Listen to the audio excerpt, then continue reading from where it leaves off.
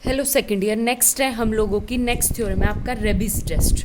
ये है आपका रेबिस टेस्ट। क्या है, सबसे पहले तो आपको ये बता दूं कि हम रेबिस टेस्ट जब अप्लाई करते हैं जब हमारा जो डी रेशो टेस्ट है वो फेल हो जाए। ठीक है, फेल होने का मतलब है कि डज नॉट एग्जिस्ट करे। और एक दूसरी बात, हमारा रेबिस टेस्ट कब अप्लाई होगा, जब a n upon a n plus one में हमारा क्या ना हो, ई इन्वॉल्व ना हो। ठीक है, क्या इन्वॉल्व ना हो, ई ना हो, तो तब हम क्या करते हैं, रेबिस टेस्ट अप्लाई करते हैं। ठीक है, एक पहली बात, रेबिस टेस्ट जो होता है वो डी रेशो टेस्ट से ज़्यादा इफेक्टिव होता है। ठीक है, तो फिर वही एल, अब की बार क्या करना है, याद करने का तरीका, डी रेशो टेस्ट के लिए हमें ए n upon a n plus one निकालना पड़ेगा। उसमें से अगर मैं एक घटा दूँ, एक घटाऊँ तो मुझे किससे, एन से मल्टीप्लाई करूँ तो वो क्या आ जाए मेरे पास, एल। सेम, अगर एल ग्रेटर देन वन है तो कन्वर्जेंट, एल अगर लेस देन वन है तो डाइवर्जेंट, और एल इक्वल टू वन के ऊपर टेस्ट फिर से फेल। ठीक है, तो सेम आपके पास, बस इसका प्रूफ देखना कैसे। हमारे पास जो होता है, एक बात बताओ सी, सबसे पहले केस फर्स्ट। केस फर्स्ट कैसे करेंगे,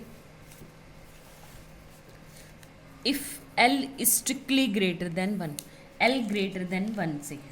ठीक है, तो अब एक बात बताओ, हम एक ऐसा एल अगर ग्रेटर देन वन से है तो हम एक पी चूज करना है, ऐसे ही ऐसा पी चूज करना है। देखो, ऐसा पी चूज करो कि जो ग्रेटर देन हो वन से, लेकिन एल से क्या होना चाहिए, छोटा। एक दो नंबर्स के बीच में इनफाइनाइट नंबर्स ऑफ एग्जिस्टेंस होती है नंबर्स की। ठीक है, तो हमें एक ऐसा पी चूज करना है। क्यों चूज करना है वो भी बताऊं।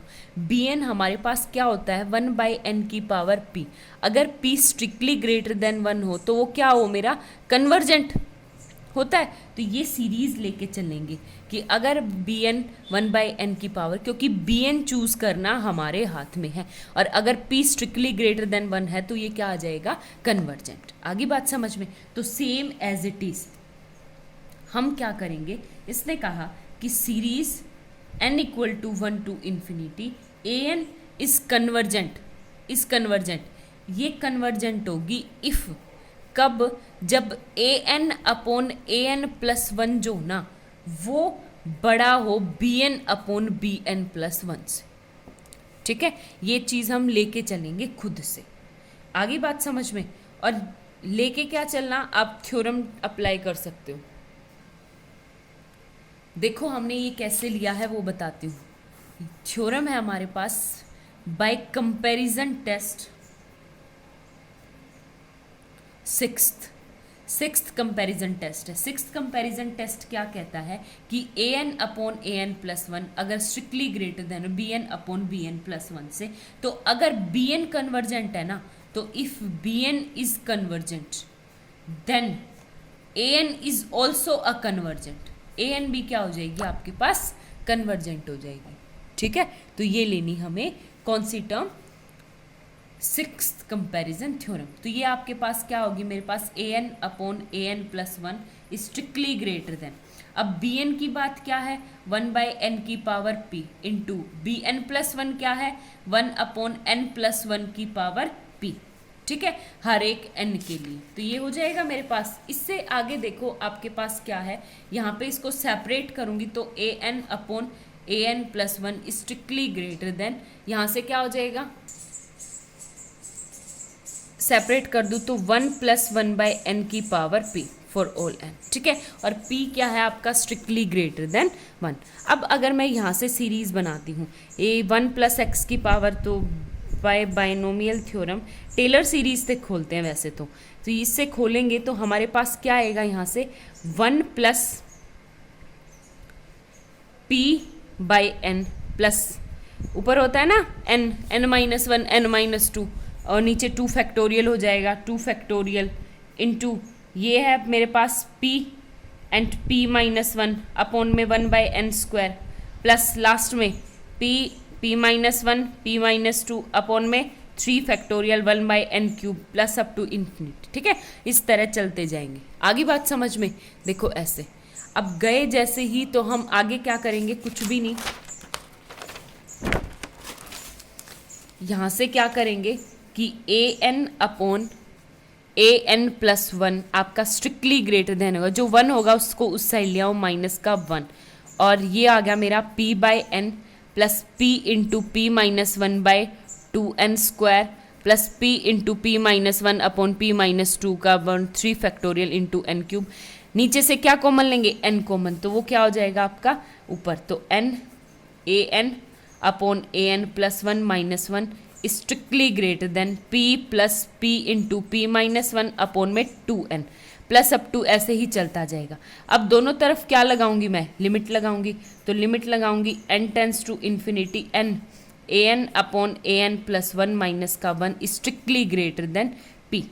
ठीक है, आगे बात समझ में। तो ये कह रहा है कि l strictly greater than p and greater than one, तो ये p से बड़ा है। आगे बात समझ में, तो p यानी कि ये स्टेटमेंट आपकी ट्रू होगी, ये हम क्लेम करके चले थे। ठीक है, कि अगर मैं इसको दिखा दूंगी इसके इससे स्ट्रिक्टली ग्रेटर देन, तो ये क्या हो जाएगी मेरे पास कन्वर्जेंट। अब एक बात बताओ, जैसे ही a n upon a n plus one strictly greater than हुई b n upon b n plus one से, तो आपके पास क्या आ गया कि अगर बी एन कन्वर्जेंट है तो ए एन भी आपके पास ऑटोमेटिकली कन्वर्जेंट होगी, और बी एन तो आपके पास वन बाई एन की पावर कन्वर्जेंट है, तो ये भी क्या आ गई ऑटोमेटिकली डाइवर्जेंट होगी। ठीक है, बाय सिक्स्थ फॉर्म ही इसका सेकंड फॉर्म है, तो यहाँ पे हो जाएगा हेंस एल अगर ग्रेटर देन वन से है तो क्या हो गया कन्वर्जेंट। इसका सेकंड केस है आपके पास क्या है कि l is strictly less than one, तो सेम हमें ऐसा एक पी क्लेम करते जाना है,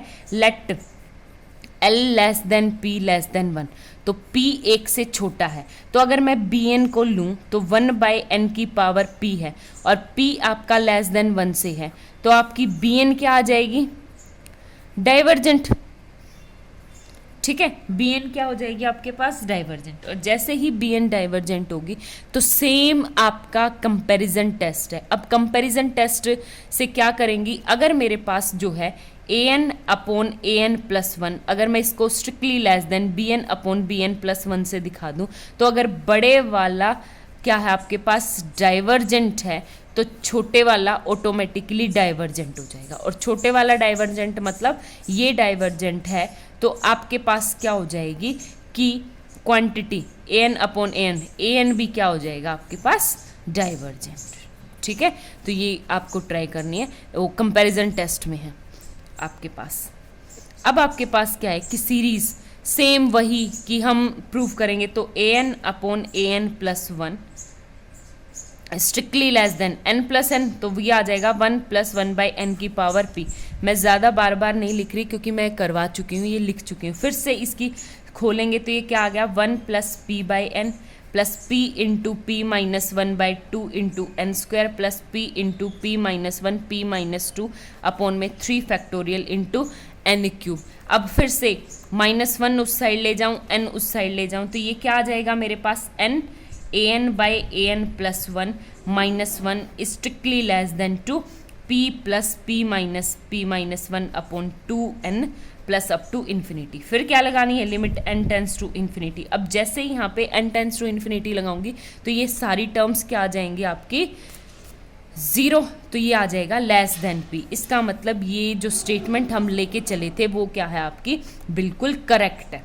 ठीक है, अब जैसे ही ये हो गया तो ये आपका क्या है कि L strictly less then P less than, ये स्टेटमेंट क्या आपकी ट्रू है। अगर ये ट्रू है तो फिर से आपके पास क्या आ जाएगा AN is a divergent series. ठीक है, तो ये आपका रेबीज टेस्ट क्वेश्चंस करेंगे तब आपको ज़्यादा बेटर तरीके से पता चल जाएगा। ठीक है।